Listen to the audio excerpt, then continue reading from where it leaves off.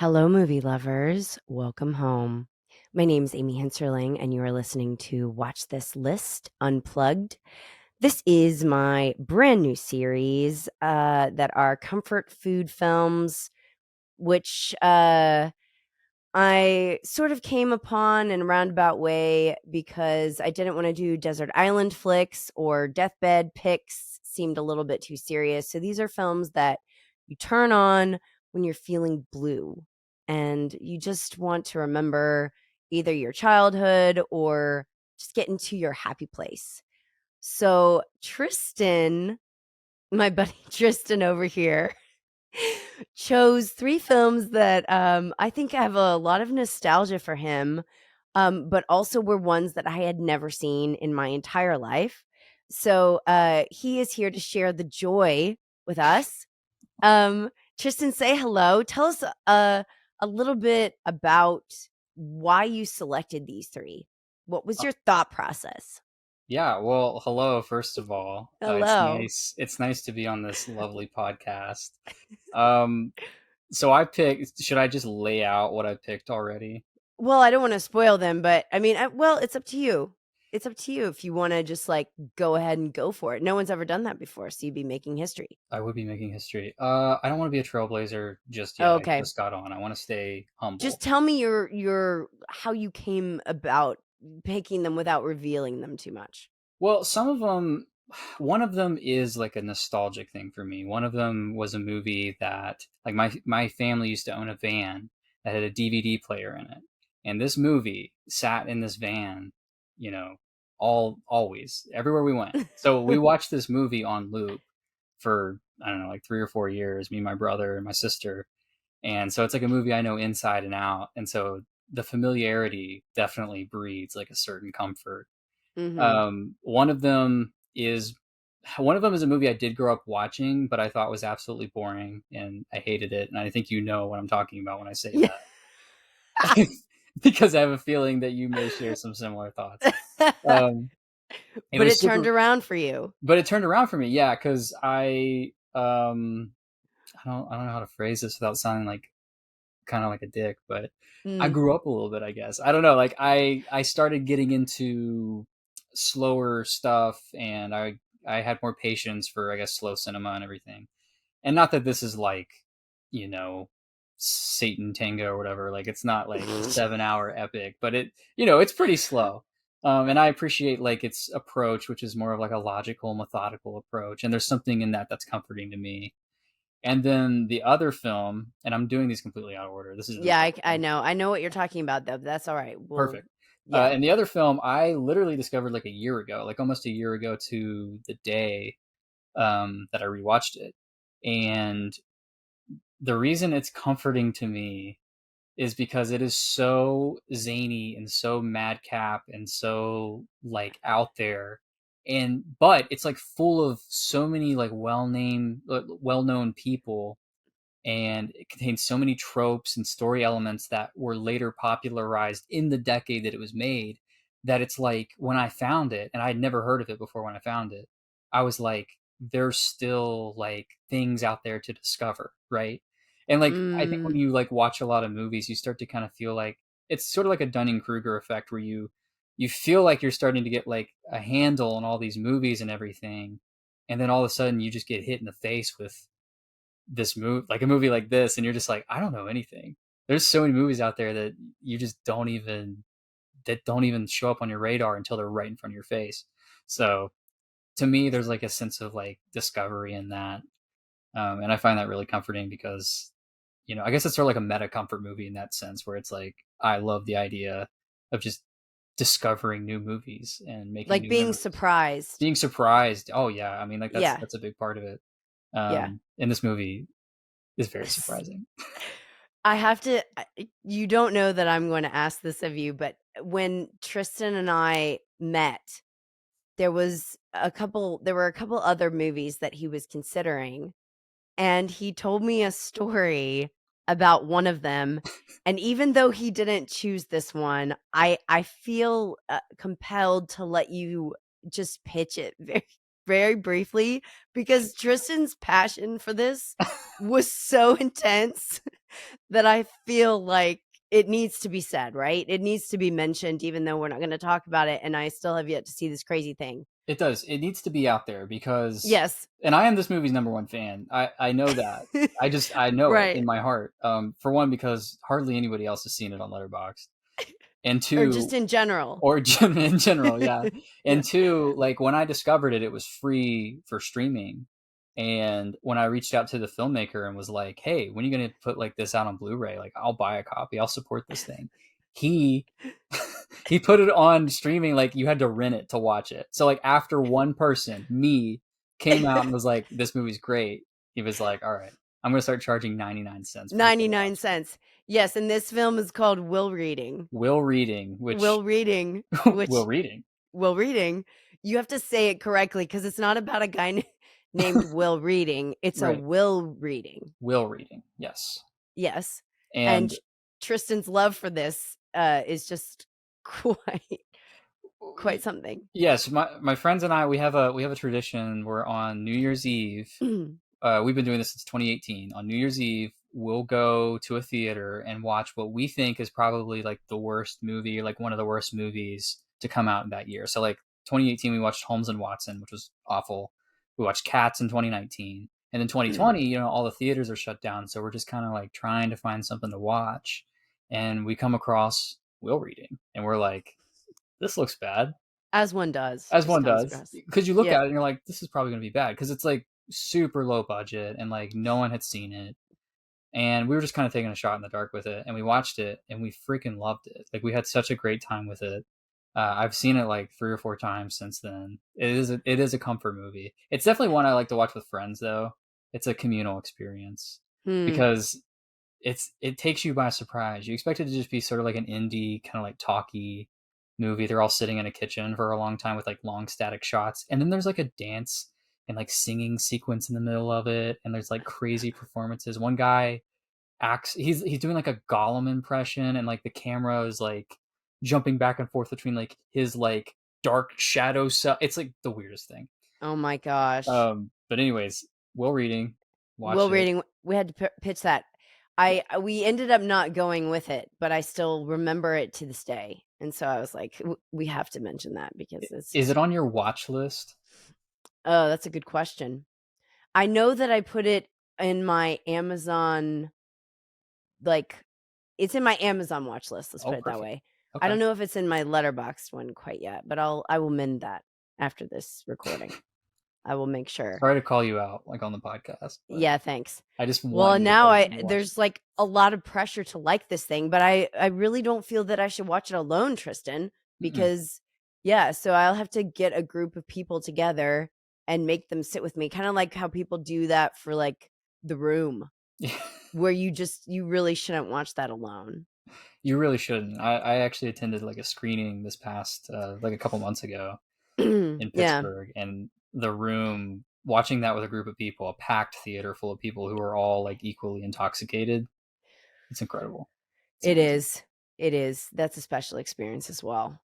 So these are we're going to get right into it, and we're going to start with the one that I'm assuming you were referring to as the one that was boring when you were a child, Yes.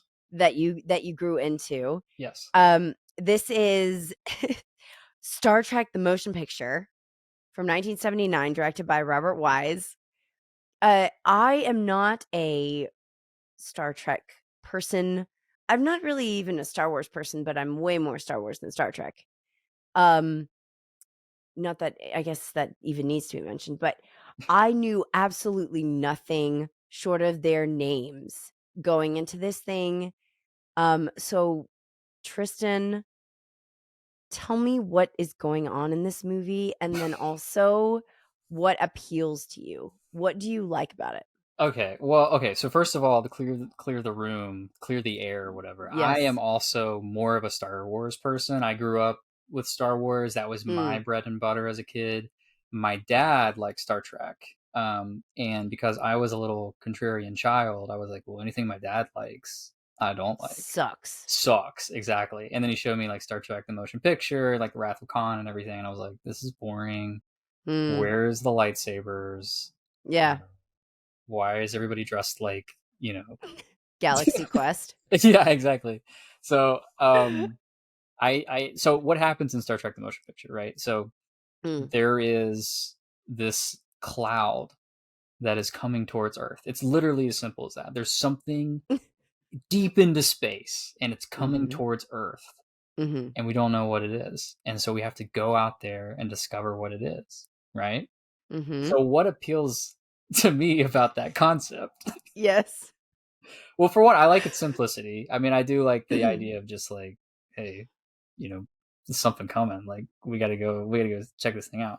But I also love the idea of like, so this is gonna kind of get a little nerdy. I'm not like a super Trekkie, but I do Right. like some of the technology stuff of Trek. I think it's interesting. It's based in like real theoretical physics. That's like kind of an oxymoron, but like teleportation, like warp drive, and everything. And what I love about this movie, the first thing that when I think of in this movie is the teleporter scene, the teleportation accident scene, because that was the one scene that stuck out to me as a kid, and it's horrific. It's like, there's like two people and they're beaming on board the Enterprise, and for Mm-hmm. whatever reason the Enterprise is like kind of still going through like repairs and everything, and it's not quite up to speed, and you know and so they teleport these two people on board and they can't lock down on their like signatures, and they just freaking die.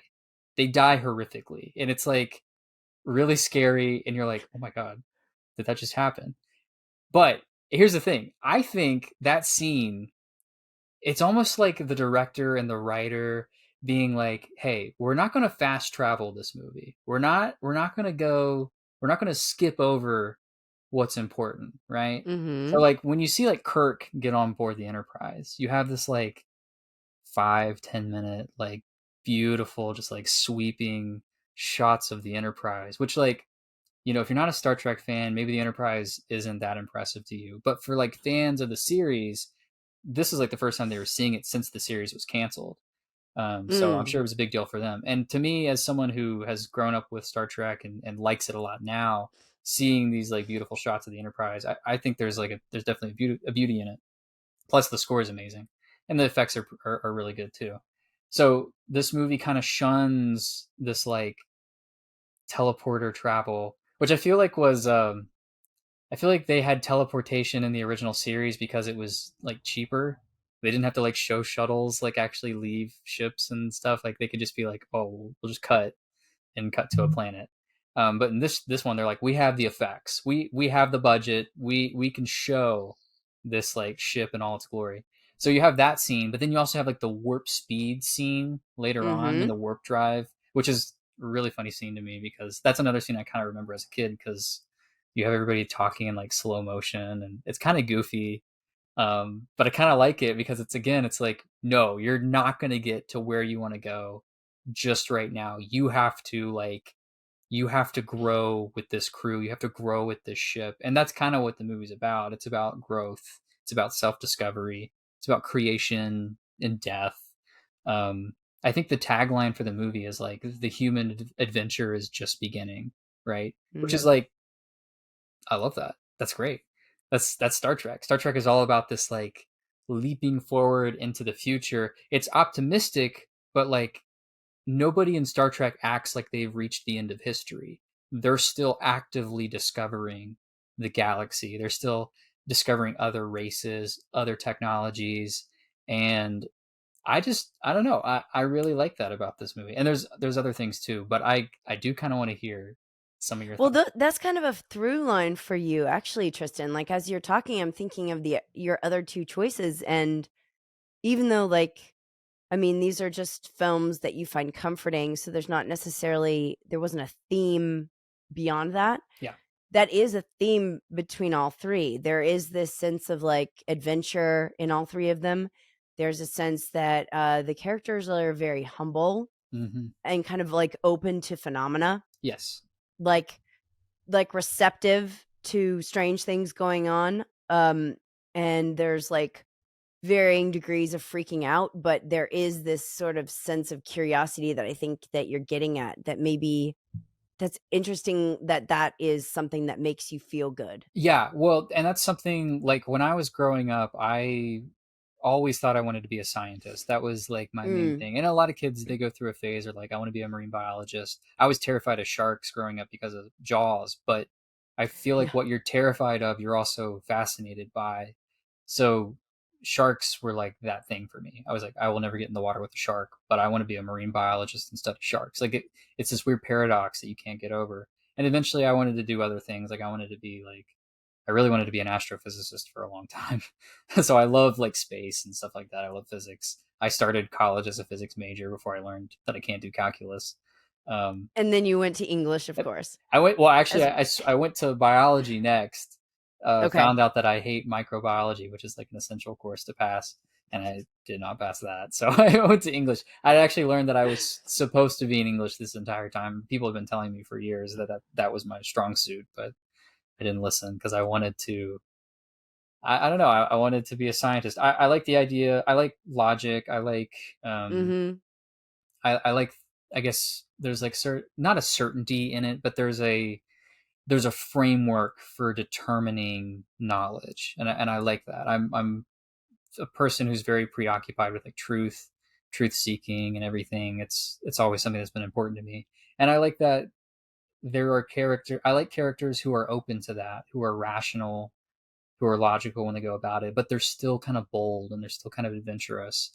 I I feel like I'm generally sort of I'm a kind of a cautious person. So I think when Mm. I see like an adventurous, like a Captain Kirk or whatever, like there's a part of me that was like, I want to be that. Like I want to be like that person who can lead an entire ship full of people, possibly to their doom, but then also maybe to like the next stage of human evolution. Like that's exciting. It feels meaningful to me. And yeah, there Mm. is, I think, sort of a through line with the other two movies. Also, the other two movies are serialized, like this first one, which is something I grew up with a lot. I mean, like I said, I was a Star Wars fan, so like I grew up with adventure serials, uh, all the time, watching them all the time. Indiana Jones, Pirates of the Caribbean, Star Wars, Good uh, point. what have you. Yeah. So for whatever reason, I do like the idea of like a familiar cast of people to kind of hang out with. Because in real life, I think I'm a person who has like a smaller but select group of good friends rather than like a large group of just like all kinds of people.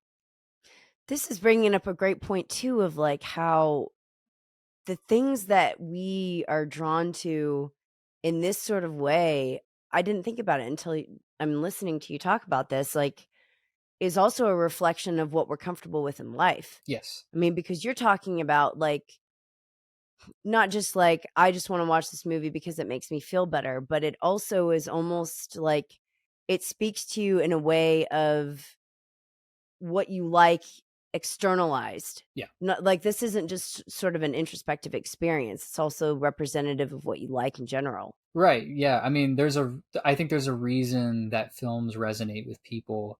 And, some people are probably content with just saying, well, it just does. And I've Like you never just been, like it. yeah, I just Right. like it. Exactly. I've never been that type of person. I sometimes wish I was because I think life would be maybe a little bit easier, but I overanalyze everything in my life. And films are no exception. I mean, that's like Mm, my MO basically. right. So Yeah. I do feel like when I watch a movie, I've always had this theory that there's two different types of people who watch movies. There's the people who watch them to escape, and there's the people who watch them to reflect. Um, Yes. which that's a very simplistic dichotomy. I think it's probably a combination of the two for most people, but I think for me it is more of a reflective activity than it is like an escapist activity, uh, which has its pros and its cons. But I think for me, that's why like when I pick these movies, I wanted it to be like meaningful. I mean, it's the whole point. We're talking about them, so Right. And it's also it says something about you as a person as well as just your taste, yeah, just in general. Yeah. Well, Star Trek was because it's not something that I grew up with yeah, and I don't have familiarity with. What made me sort of what was funny about it to me was all the conversations that were just kind of logistical. yeah, Like I felt like it was a very just kind of like a coworker movie where like people are there's like in office politics yeah, a lot, you know? yes, And sort of like mitigating conflict and confrontation in sort of like the dad from Seventh Heaven uh is like young and there, and then there's like these love story things too, and then their friendship, Kirk and Spock's friendship, and just the colors and the aesthetic and the costumes and everything. It's such a vibe.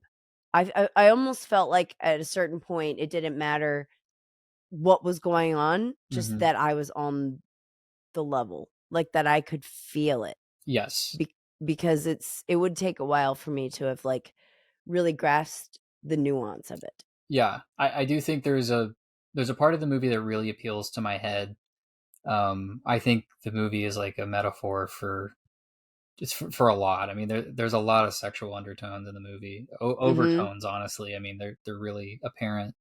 Yeah. But then there's a part of the movie that does feel like 2001 ish or like Close Encounters, where it's like slow, it's very methodical, it's almost like a procedural where everyone, you're right, they're Mhm. talking like jargon basically, and you're Mhm. like, this doesn't make any sense, but I like the way they're saying it. Like I get what Yes. they're saying, and but there is like a human element to it as well. I mean that's kind of like Spock's through line is about kind of learning to embrace his humanity. um, I love Mhm. the character of Ilea is great. I love that she comes on and like her one of the first things she says is like my oath of celibacy is like on file because all these guys are like they're like ooh Hello. Ilea yeah, Yeah. and it's like she's like mm-mm, mm-mm. But then No. like at the end like she rekindles her well this is a spoiler but she rekindles her Yeah. love for are you talking about the dad from Seventh Heaven, is that Decker? Yeah, it's the guy who was like at the very beginning they were talking about the ship and he was like I'll work with you or whatever. I can't Jetta's going to kill me cuz I can just hear her like screaming his name at me. But yes, I think it was like the one who's in love with, yeah, With the Ilea, girl, yeah, with the Ilea. bald girl. The bald girl Bald girl. Yeah. with the great teeth. Yeah, she looks great. Yeah, she Yeah. she pulls off bald She very pulls well. off bald. Not a lot of people can do that, No, but she n pulls it off. yes. Well, she just attractive people in general, I feel like just can get away with anything, but still, she looks really good. She's got that pretty privilege. Pretty privilege. I've never heard that term, Tristan, but that's great. That's one of my Gen Z terms. That's one of our terms. I'm gonna have to use that in for the giallo stuff because this has been going on. I'm right in the middle of my giallo marathon, Yeah. and pretty privilege definitely comes into play the Oh yeah. entire time. Well, and but being pretty in a horror movie can also be a bad That's your thing. downfall. Yeah. Yeah, good point.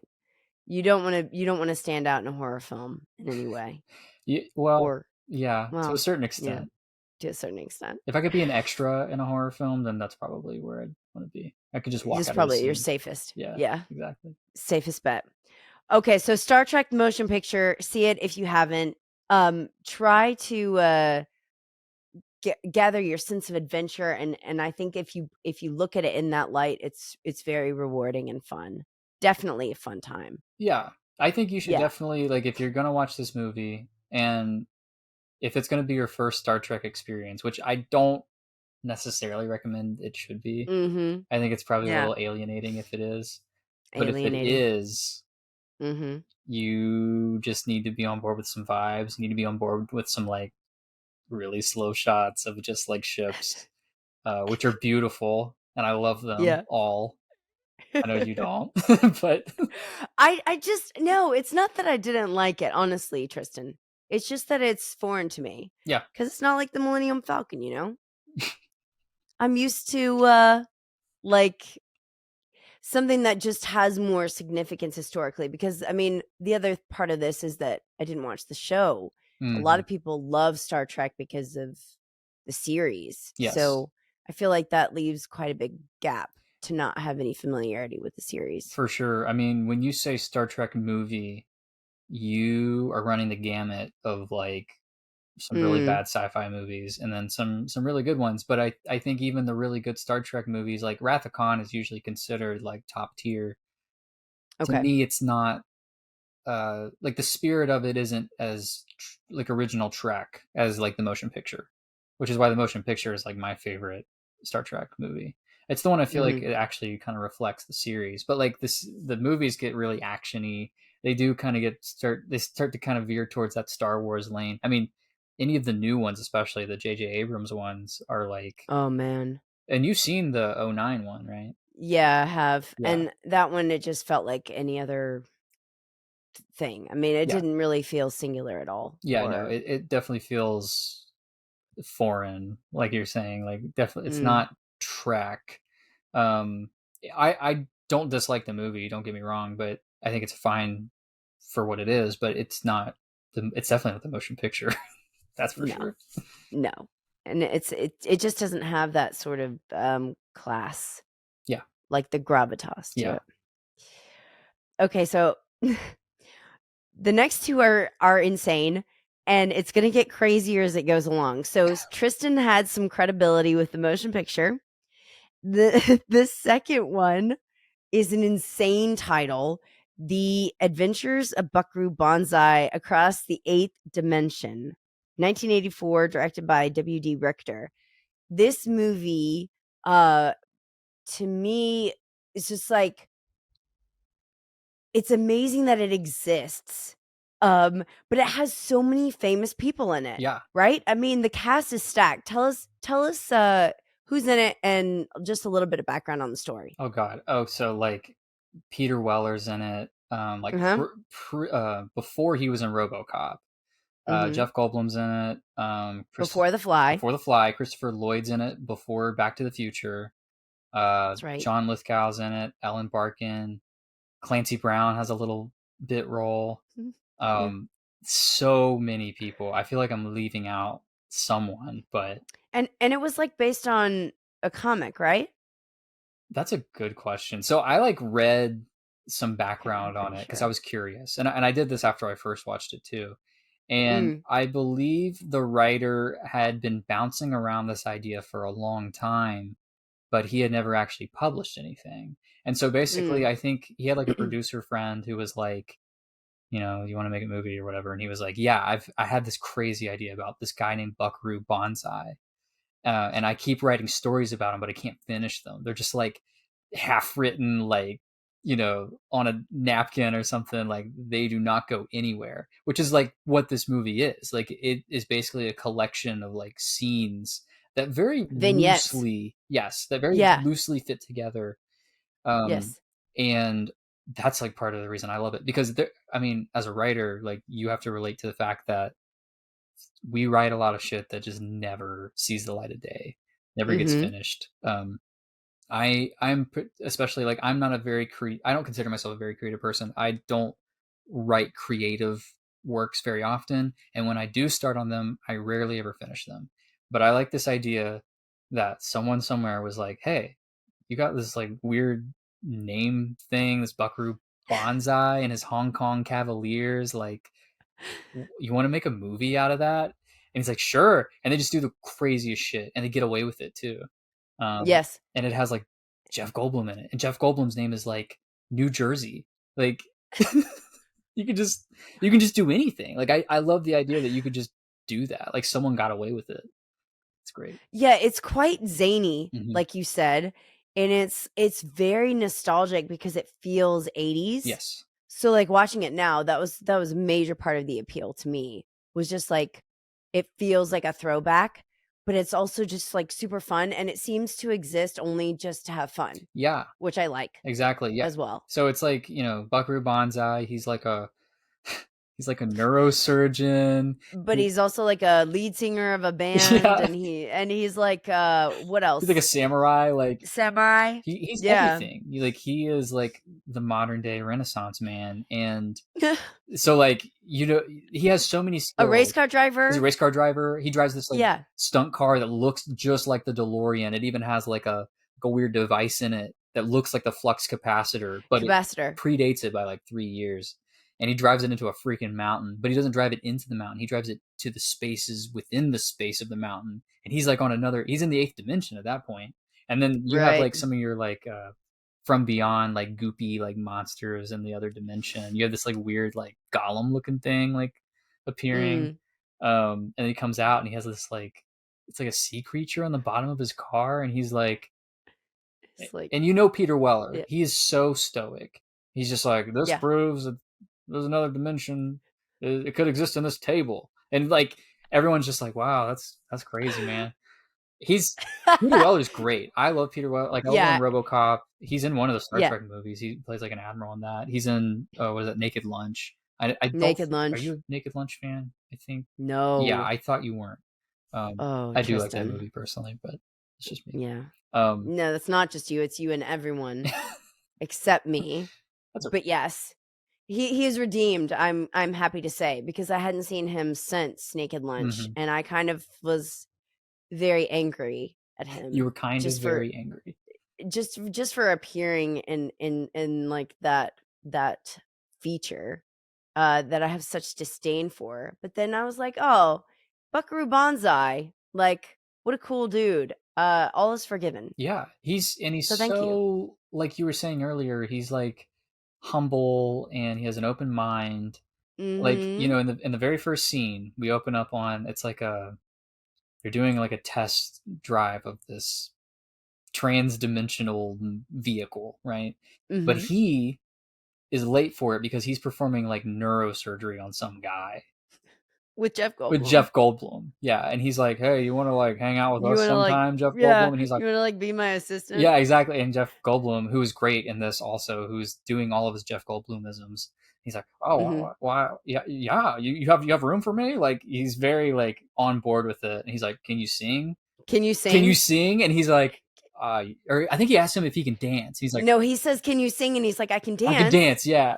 I can dance." Yeah. And he's like, yeah, I can do it. And so like he's like, great. And so he just like leaves, does this whole like test thing, and then they have a tour bus, right? Because like the Hong Kong Cavaliers, they travel in style, travel in a tour bus, and you got like Perfect Tommy, you got I Rawhide. love Perfect Perfect Tommy. Tommy's so great. He's so He's cool. so perfect. Like He's so he's so perfect. aptly named.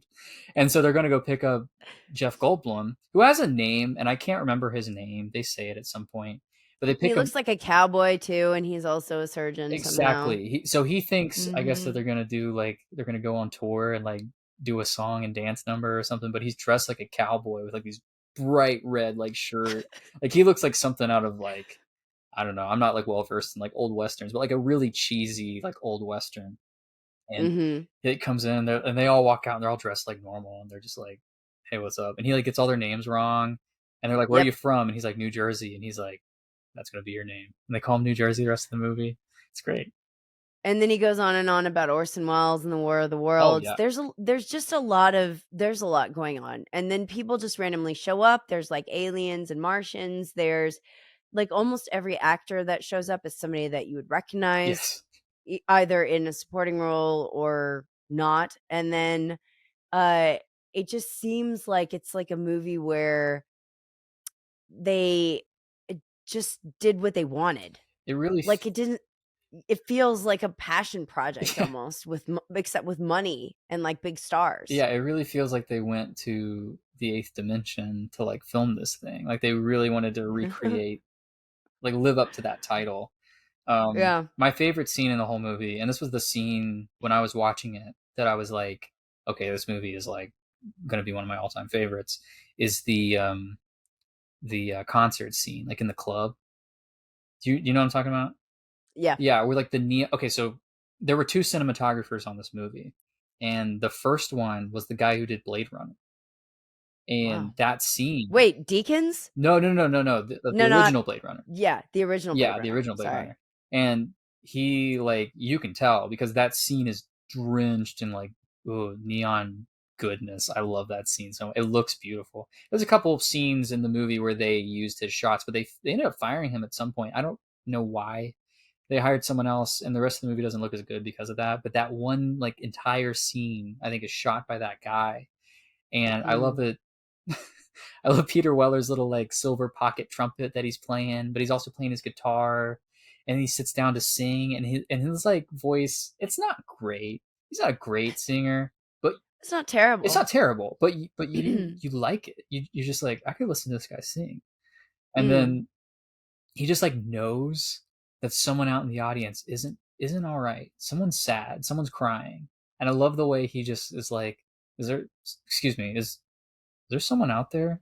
So, someone crying in the darkness? Someone, and he just like goes on, like he trails because he's not like the most eloquent man in the world, which I love about him. He's kind of soft spoken. He's kind of bumble. He's not bumbling, but And then he sees Ellen Barkin, who's great in this movie. Ellen Barkin playing the doppelganger of Buckaroo Banzai's ex girlfriend slash wife, or maybe twin Mhm. sister. We never My find god. out. And she's like sobbing sitting in this place, and then he's like, "Can we put a spotlight on this person who's just like having an emotional breakdown in front of it? Can we get her a mic?" It Yeah, is the most bizarre thing. And then everyone's like, "What are you doing, dude?" yeah, Like, yeah. It is somewhat out of place, but this movie kind of unfolds in that manner yeah. where you just don't know what's going to happen. I love that like the patrons in the bar are like they're kind of like Mm. booing her and they're kind of like whatever, get over Mm. it. And he's like It's a nah. bummer. And he's like no, like let's hear what's up and everything, like because he's a humanist. He has Mm. empathy for people. He sees this woman crying who looks exactly like his ex-wife, and he has to comfort her. And she and then he starts singing for her and she knows the song and she like lip syncs it, and then she pulls out a gun that goes off, and everybody thinks that she's trying to assassinate Buckaroo Banzai. So all the Hong Kong Cavaliers pull out their own firearms, and it's just crazy. Um, I love that scene. Tristan, when you watch this movie now, what does this take you back to? Like is this is this something that you grew up watching like over and over and over, or is this something that just makes you feel cozy now? Yeah, no, I watched this for the first time last year. So Oh, okay, so this is not something you no, yeah. this is a newish experience for me. It does make me feel Okay. cozy. You're asking like, what does it take me back to? I'm like, oh, my college years, like just like It Buckaroo was a Banzai. long time ago. Yeah, no, I don't really have like a nostalgic thing with this movie. I mean, there's an '80s thing that's kind of nostalgic about it. I Mm, identify more, I think, with nostalgia for the '90s personally, but yeah, um, me too. no, it's comforting because of its like randomness, but like its weird vibes. I liked in your review you wrote like you like everything is nonsense. Like you like no one is It making any makes no sense. sense. But Yes, and they speak in such a way that's very strange. yes, but you kind of dig the way they're not making any sense. It's sort of like Star Correct. Trek in that regard, where they're talking this Yes. jargon, but you're kind of on board with what they're saying and everything. I think Buckaroo Banzai is similar, um, Mhm. because it's like, what are these people talking about? And actually, that's a good segue into your last one because, the last movie that you chose was written by James Gunn, Yes, and, his way is very, very distinct. It's not necessarily nonsensical, but he does also have a thing where when you recognize at the very beginning, I was like, "I can tell this is James Gunn," yeah, and, like, you kind of get on board with it, and then it works. But, Tristan, tell us what I want you to say this one. It's from 2004, but I want Tristan to say the yeah. title. The movie is called Scooby-Doo 2: Monsters Unleashed, Yeah. which is a great title because the monsters they get unleashed. They get unleashed quite, and this, it's written and produced by James Gunn, Yes, um, and it has a bunch of people. I told Tristan these are like the millennial, stars, like Freddie Prinze and Sarah Michelle from I Know What You Did Last Summer and Cruel Intentions. It kinda reminded me of, like, Can't Hardly Wait. The music in this movie, sounds kinda like Hocus Pocus and, like, Casper, the one with Christina Ricci and Bill Pullman. yeah. So I loved watching this just because it didn't feel like 2004 to me. It definitely felt like something that was, like, Honey, I Shrunk the Kids era, Really, like 90s to me. it's a Yeah, little it did. I dated. don't Yeah, it felt a little bit dated, and then I did really like, um, the just their manner of speaking and the kind of sweetness. Alicia Silverstone's another one Yes, that's, like, kind of Clueless. I clueless. mean, so these are actors that, like, I'm very familiar with, and that kinda take me back to a nice place. She's all that. But what was this for you? And why Scooby-Doo 2 instead of the first one? Well, mainly because this was the movie that was always in my van when I was a kid. Okay. So Okay. it was like this movie, The Mask, Finding Nemo, Mm, Robots, which Robots and Monster House were. I knew I had to pick a kids movie that resonated with me as a kid. Is it gonna be this one or Monster House or Robots? Which I don't know if you've seen any of those. I haven't. Oh, perfect. We'll have to do those another Oh my time. gosh. Um, Oh but my gosh. but I decided Robots and Monster House. Monster House is Who great. chose these movies? Was it your parents? Who put these movies in in your van? Oh my god, that's a great question, Amy. You're Yeah. like you're probing pretty deep right now. I I really wanna know. I wanna get to the bottom of this mystery. Like, what because somebody's responsible for the trajectory of where this has gone in your It's an life. awesome power you must have as a parent, right? Mhm. Like it's a Yeah. lot riding on like what you're gonna put in your van with a DVD In player. your van. Because 20 Yeah. years down the line, you're gonna be talking Somebody's about gonna it. be on a Yeah, podcast talking about the movie that was in the that's van. quite the So trajectory. Scooby-Doo 2 is always in the van. Who's your favorite character? That's a good question. I love Velma and I also love So do I. Shaggy. Yeah, those are Yeah, Velma's my Velma's favorite. great. Velma Yeah. but Velma's specifically great in this movie because like Yes. in the TV show, okay, I've maybe it's not a popular opinion, but I think like the TV show is all right, like the original one. I don't feel like they're characters so much as like caricatures. I don't know. Like Mm, Shaggy and Scooby are sort of relatable, but like everybody else is kind of boring to me. In this movie, mhm. though, everybody has like a moment because like this is like the dark middle chapter of a Right. Scooby Doo trilogy that was never actually made because they never did make a third one. Um, Oh, so this is like the Empire Strikes Back of Scooby Doo. So, um, in my opinion, without return. without Return of the Jedi, which Star Right. Wars without Return of the Jedi, who knows? Good point. Could have been good. W Um, Wouldn't have wrapped it up though, that's but true. yes. Okay, so this is supposed to be more like the middle child, and then it ended up being the Ended final. up being the The finale, right? Because you have all your Right. characters kind of going through pretty basic like character arcs where it's a lot of identity crises, right? Because Scooby Doo is all about unmasking people, and so this movie, it's like the Mhm. main villain is they don't even give it a name. I don't think they call it like the creepy masked figure or whatever, and Yes. they're like, "I'm going Yeah. to unmask you, Mystery Inc." And they're like, okay. And so like Okay. Scooby and Shaggy, they feel like they don't belong in the gang because they're not like proper detectives. You know, Right, they never find clues. exactly. Daphne doesn't feel like she belongs because she's like, am I just a pretty face? Which, in the original show, like maybe a little bit, but like in the movies, they kind of make her into like a martial artist and Mhm. she's like a fashionista. Like she does that little thumbprint thing when they're in the mansion. She's like, I like being a Yeah. girl, and I'm like, yeah, you get it. Like, it's girl power. I dig it. And then you have Fred, who is like, I love him. He's so angsty in this. He's like, talking's for wimps. Like, I'm not going to talk about my feelings. And then he talks about his feelings. Great Of art. course, because it's James Gunn. Exactly. This is what I'm talking. It's the James Gunn the thing that I like the most about him is that he has these very, like, I don't know if deep is the right word, but they're like resonating small moments, Yeah.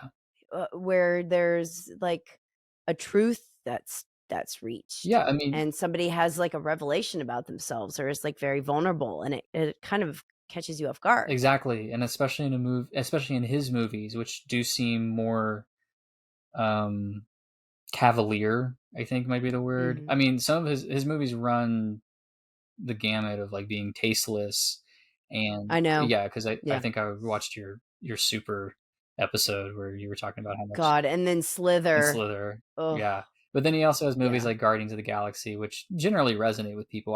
My favorite Marvel movie, and I'm not like a big Marvel fan, but I love Volume 2. Guardians. Yeah, I Mhm. like that movie a lot. But yeah, I mean, he does kind of tap into his characters, even if the story is kind of messy. It's kind of all over the place, and the humor is maybe a little. It's There's a lot of potty humor in this movie. I know. Lots of. I Yeah. think I read a review. It was like all you get out of this movie is pratfalls and farts, and I was like, bro, Oh, come on. come on. Yeah. There's more to it than that. I read a review that was like none of the cast members are putting in any effort. And I'm like, Matthew Lillard like Oh my defines Shaggy gosh. for this like generation. Like we all identify Shaggy as Matthew Lillard. He voiced him in like the cartoons after the movies too. I Also, I really think, Linda did a great yes. job with Velma. Even just, like, the way that she pronounces words and speaks and just her funny way, and then I love the stuff with Seth Green, that is so funny, Yeah. and yeah, it's just like because she's like, "I'm, what does she say about the mistress? Like, "Mystery is my mistress, and Yeah. I'm" like, she can't go he's like, "Do you wanna go out with me?" And, Hmm. of course, she does, but she's like, "Mystery is my mistress, Yes. and I must heed her call," Right. or something, and, Seth's like, "Oh, Okay. okay. I love Seth Okay." Green's character because he comes into this movie. It's like they couldn't resist one Mm, pratfall with this otherwise kind of normal person. And like he comes in, mm, he's like walking slow motion. Seth Green, man. Like yeah. tiny little man. But I mean he's cute. I like Seth Green. Yeah, he's okay. Yeah. He walks out on the Yeah, screen, slow motion. He's got his like spiked up early 2000s hair, and then he falls on his falls. face, which is great. But then he gets right back up. That's a funny thing, Yes. because in movies, normally, the gag would end on the Yeah. fall, but because he gets back up, I was like, "Alright, that's pretty good." Yeah, he gets I've never right seen that back happen. up and then he just talks like normal and he's like, Velma, like I know you're like a mysterious, like adventurous, like jet setter and everything. And she's like, that's me. It's like, she has to basically come to terms with the fact that she is not that. She just needs to be herself. And she can Right. fall in love if she's herself. It's very basic, but it's something for Velma to do. That's not just like scrambling for her glasses on the ground.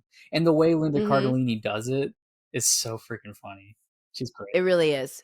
That's a highlight for me, honestly, besides the, like, mood of it. It kind of also brought me back to, like, Mystery Men a little bit. I just love that sort of, like, motley crew of people vibe too, and then Peter Boyle is in Yeah, it, and, like, Tim Blake yeah. Nelson, and, I don't know, it feels like it's, like, a couple of steps above just, like, I don't know, sort of just a silly kids movie. Hmm. Yeah, I mean, it's a kids Yeah. movie for sure, but I think there's enough in there Yeah. for adults, especially adults who grew up with it, which that's me.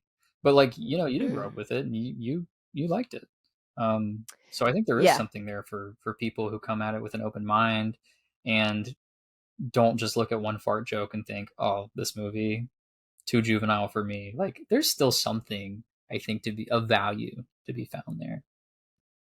And I love that you are the first guest that I've ever had where when I went to look at your reviews for the movies that you picked, Scooby-Doo 2 literally is at 2 stars. And I was like, Yeah.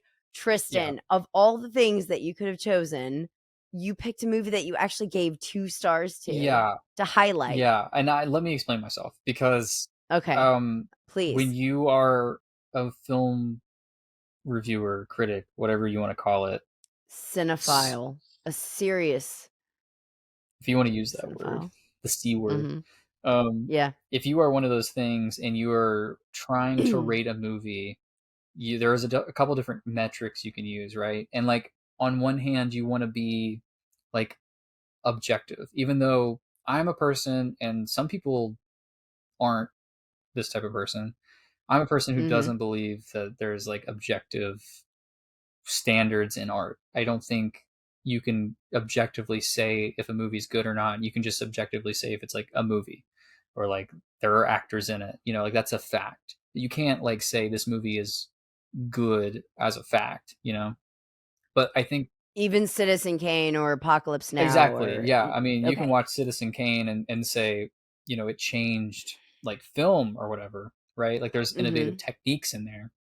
But if it didn't connect with you, if you don't like it for whatever reason, then you don't have to say it's a good movie. I mean, it's not a good movie to you. That's totally fine. Whenever you say it's a good movie or a bad movie, there's always the implied to you there. Right. So like when you're reviewing movies, there's like sort of this, or when I started doing it anyways, I sort of felt this compulsion to act objectively, even though I knew that was kind of silly. And so like you watch a movie like Mhm. Scooby-Doo 2 Monsters Unleashed and you're like, this isn't high cinema, obviously. So like should I like give it what I feel like it is in my heart, or should I be like, well, it's kind of juvenile, the arcs are kind of rote, the story's kind of all over the place, it's not very focused, so 2 stars, right? I think, Mhm. I've grown a little bit out of that as a reviewer and as someone who enjoys movies.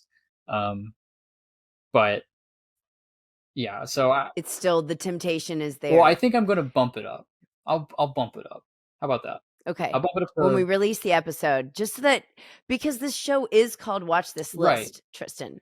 So we have to pick things that we're recommending. Yes, But then at the same time, it's kind of like you did have a line in there about like it being your guilty pleasure. it is a So guilty pleasure in a way, yeah.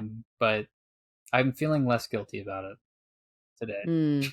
You have to embrace it. Yeah. I think that we all sort of go through this journey, especially on Letterboxd, when you have a community of people that are, you know, commenting on your taste, you become more aware of it. But there is definitely that sense of like, I love this, Mhm. but is it a good Yeah. movie? Not really, but I love it so Yeah. much. There's a lot of movies like I think one of my comfort food films is War Games. I've seen War Games. Have you seen that movie with Matthew I Broderick? haven't. Oh my gosh. Oh, you have to watch War Games. That is, I think, an objectively good film, but it definitely is not as good as how good I think it Okay. is. So I can separate like my, you know, the way that I receive it with like the vast majority of people. Like you would watch this movie and you would be like, Amy, that was really good. But would you watch it 50 times? Yeah. No, probably not. Right. Whereas I would turn it on right now and watch it. Right. So, um, yeah, I think it's just this will be an interesting journey for me to do comfort food films because that's a category where people this is probably going to come up a lot. Yes, I'm really interested to see future episodes and see how Mm, personal these picks get, because I feel like it's sort of right. implied. I mean, it's what's comforting to you, right? So, um, Yeah. I am really curious. I had a great time picking these 3 movies, which are And making me and watch making you them. watch them. You still need to watch Will Reading. Everybody needs to watch Will Yes. Reading, but I like Yes. picking an eclectic group and just being like, find find the similarities. Just try. Well, after watching all 3 of them in succession for Tristan, I will say I do feel that I know you a bit better and have more of a handle on, like, what it is that is feel good for Yeah. you, and they definitely are sort of universally that way. I don't think these are movies that anybody would watch and find negative. These are fun, Mhm. and they are, like, uplifting, even if they're silly. Yeah. So, And good even the work, serious Tristan. ones get silly. Even the serious ones have some Yeah. silliness in them. So, just to recap, Star Trek: The Motion Picture, The Adventures of Buckaroo Banzai Across the Eighth Dimension, and Scooby-Doo 2: Monsters Unleashed. Check him out, Tristan Moore. It's been a pleasure. Please follow him on Letterboxd. He is a fantastic writer and does do some highbrow stuff in addition to this I usually silliness. do highbrow stuff. He usually does highbrow stuff. Um, but it was good to get some silliness out of you, Tristan. I'm a silly little guy. And we'll see you at the movies.